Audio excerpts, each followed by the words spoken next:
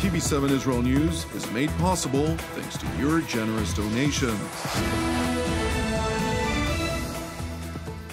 Shalom, good evening. This is TV7 Israel News broadcast to you from Jerusalem, and in today's top stories.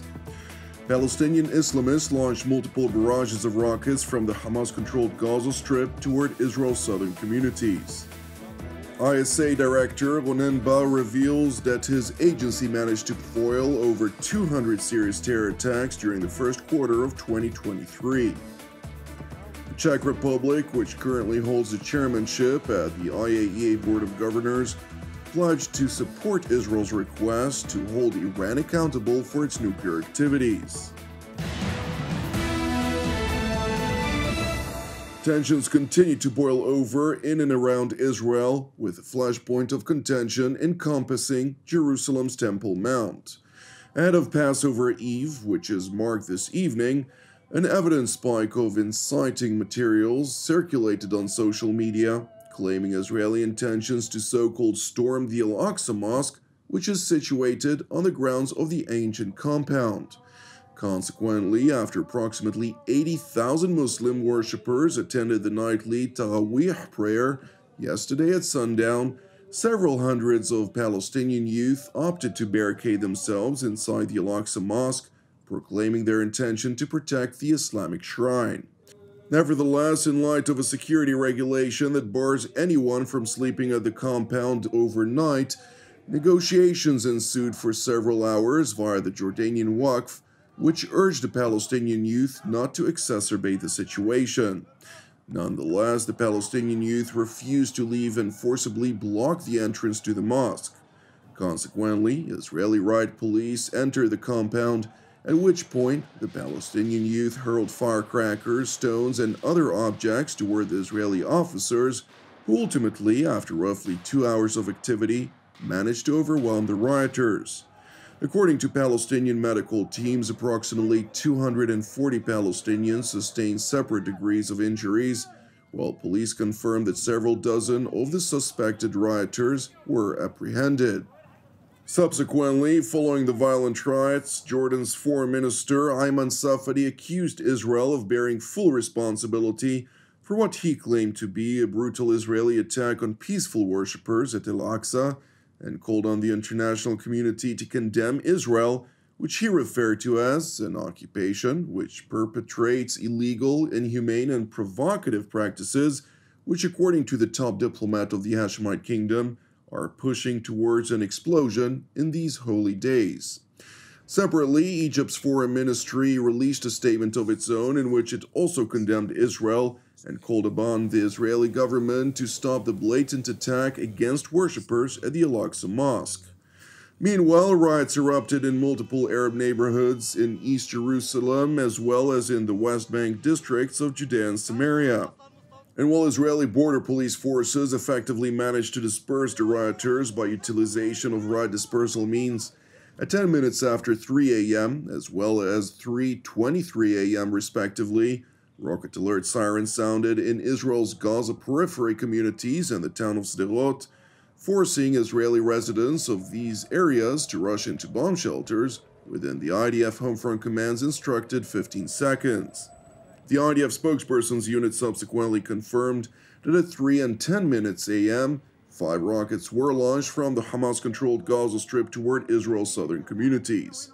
Thankfully, 4 of the incoming projectiles were intercepted, while a 5th exploded in an uninhabited area, causing no direct injuries or damage. Moreover, at 3:32 a.m., another 4 rockets were indiscriminately launched towards civilian communities in southern Israel. Nevertheless, all of the 4 projectiles exploded in unpopulated areas, causing no injuries or damage. Meanwhile, in a retaliatory response at approximately 5 minutes before 7 a.m., IDF fighter jets struck military infrastructure belonging to the Islamist Hamas organization in the center of the Gaza Strip.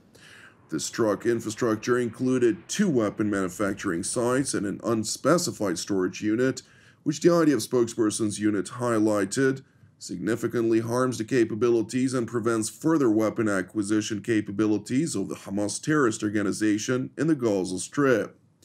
Separately, IDF tanks also destroyed a number of Hamas observation posts along the Gaza-Israel border. Meanwhile, Israeli Defense Minister Yoav Gallant held a number of security situation assessments, and following a tour of an Iron Dome anti-rocket defense battery in southern Israel earlier today, he leveled a warning to the enemies of the Jewish state. אני קיימתי מספר הערכות מצב ביממה האחרונה, ועכשיו סיימתי ביקור וסקירות בסוללת כיפת ברזל שירתה הלילה את הטילים שנורו מעזה. חיילי צה"ל גם כאן, גם בכל מקום ברחבי הארץ, ביבשה, באוויר ובים, ערוכים על משמרתם על מנת להגן על אזרחי ישראל בליל הסדר, לאורך כל חג הפסח ובכל יום ויום. אנחנו כולנו מוקירים את עבודתם ומעריכים אותם, ואני רוצה לומר בצורה הברורה ביותר לאויבים שלנו. אנחנו נדע להכות כל אחד שמנסה לפגוע בנו, לגבות ממנו מחיר כבד שיגרום לו להצטער על כל פעולה שהוא ינסה לעשות כדי לפגוע באזרחי ישראל או בחיילי צה"ל. Meanwhile, in Jerusalem, Israeli Prime Minister Benjamin Netanyahu attended a traditional Passover toast at the Israeli security agency Shin Bet, during which IAEA Director Ronen Bar revealed that during the course of the first quarter of 2023, over 200 significant attacks were successfully prevented. אנחנו בתקופה מאתגרת, גם בפנים וגם בחוץ. מתחילת השנה אנחנו מסיימים בסך הכל רבעון, כבר סיכלנו למעלה ממה שנקרא פיגועים משמעותיים, למעלה מ-200 פיגועים משמעותיים. 150 מתוכם היו עשויים להתבצע על ידי נשק חם, עוד כ-20 מטען, אחרים התאבדות או דריסה. ואנחנו גם ספגנו 15 אבדות מאוד מאוד כואבות, גם למשפחות וגם לנו. It is important to know that the ISA, or Shin Bet, serves as the driving intelligence force behind thousands of arrests of suspected terror operatives as part of Operation Wavebreaker, alongside a long list of other critical security-related activities. And while Israel faces many threats, Premier Netanyahu praised the ISA for its unrelenting activities, which have successfully reached every terrorist seeking to harm the Jewish state and its people. בסופו של דבר מגיעים לכולם, זה הישג כביר, כי מי שבא לפגוע בנו צריך לדעת שדמו בראשו.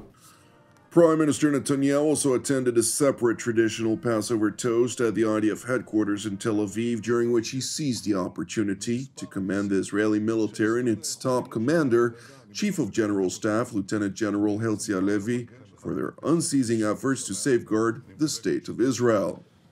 אני רוצה להביע הערכה הרמטכ"ל, לך אישית ולכל שרשרת הפיקוד ועד אחרון החיילים והחיילות על המאמץ הכביר היומיומי שלא פוסק לרגע למען ביטחון ישראל.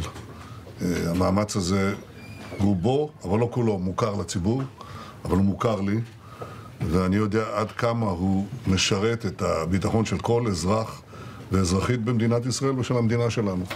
ועל כך תודה, תודה אמיתית ותודה עמוקה, וגם על המחויבות לביטחון ישראל.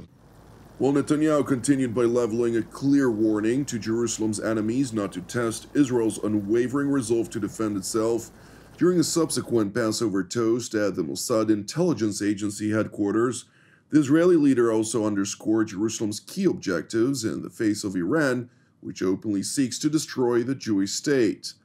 After a classified review of a number of Mossad missions, for which the involved agents received a prime minister's commendation, Netanyahu also asserted the need to prevent Iran from acquiring nuclear weapon capabilities. אבל אם לא נמנע מאיראן להשיג נשק גרעיני, אנחנו נהיה במציאות אחרת, שהעולם כולו יועמד כבן ערובה מול גורם שחרט על דגלו להשמיד אותנו. ולכן זאת משימת העל שלנו. Mossad Director David Barnea, for his part, praised his agency's operatives for their proven successes and pledged to unceasingly persist with the shadow war vis-à-vis the Islamic Republic of Iran. While Israel maintains its operational pressure on the Islamic Republic of Iran in all matters related to its nuclear program and threatening military activities throughout the region, as part of Jerusalem's campaign between the wars, The Israeli Foreign Ministry is also actively engaged to hold the Ayatollah regime accountable on the international stage. Among others, Israeli Foreign Minister Eli Cohen made a state visit to the Czech Republic, during the course of which he stressed to the leadership in Prague that Iran is not only an Israeli problem. The fingertip of Iranian state terrorism can be seen in the case of Ukraine as well, but not only there. The Iranian regime is not just a regional problem, but a European and a global one. In light of the Czech Republic's unique position as it currently holds the chairmanship of the Board of Governors of the International Atomic Energy Agency, Minister Cohen noted the need to confront the Islamic Republic for its blatant breach of its non-proliferation treaty obligations. After meeting with his Czech counterpart, Jerusalem's top diplomat also met with the President of the Czech Republic, Petr Pavel, during which Prague pledged to hold Iran accountable for its nuclear activities at the next IAEA Board of Governors meeting. Thank you for watching TV7 Israel News. If you're blessed by our productions and would like to help support TV7 Israel's ongoing operations, which are exclusively donation-based, please consider making a financial contribution. You can do so at www.tv7israelnews.com. Separately, we would like to encourage you to pray for our persecuted brothers and sisters worldwide, as well as for the peace of Jerusalem and salvation of Israel. I'm Jonathan Essen, wishing you a Chag Cherut Mevorach, and God willing, we'll see you again tomorrow at the same time.